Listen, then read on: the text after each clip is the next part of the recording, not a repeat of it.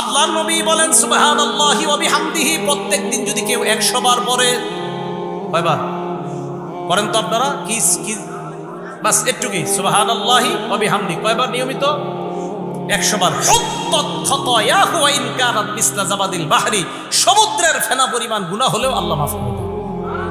এটা 100 বার পড়বেন প্রত্যেক দিন, যে কোনো সময় 100 বার পড়লে আল্লাহ মাফ করে দেন।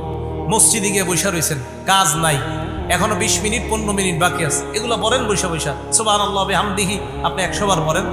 আবার এটা বাড়ায় যদি আরেকটু পড়েন, আরো ফজিলতের কথা আসছে বুখারী শরীফের শেষ হাদিসে, সুবহানাল্লাহি ওয়া বিহামদিহি সুবহানাল্লাহিল আযীম।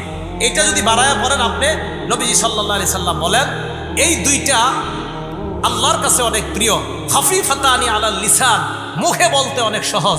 সাকিলাতানি ফিল মিজান, আল্লাহ রাসূল সাল্লাল্লাহু আলাইহি সাল্লাম বলেন সুবহানাল্লাহি ওয়া বিহামদিহি সুবহানাল্লাহিল আযীম, এই দুইটা বাক্য হাবিবাতানি ইলার রহমান, আল্লাহর কাছে অনেক প্রিয়। খাফিফাতানি আলাল লিসান, মুখে বলতে সহজ। সাকিলাতানি ফিল মিজান, মিজানের পাল্লায় ভারী হয়ে যাবে। ভাই আমলটা করবো তো ইনশাআল্লাহ। এবার আমার সাথে আরেকটা আমল করেন, বাস একবারই করেন, বলেন সুবহানাল্লাহি সুবহানাল্লাহ আলহামদুলিল্লাহ। মাত্র কয়বার বললাম?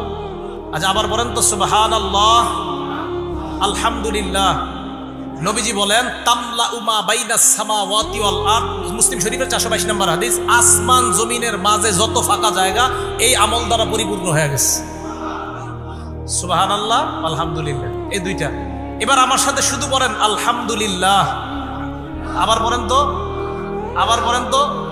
নবীজি কোনো সংখ্যা বলে নাই, শুধু বলছে একবার যদি বলে আলহামদুলিল্লাহ, পড়েন আলহামদুলিল্লাহ, তামলাউল মিজান, মিজানের পাল্লা ভরে গেছে।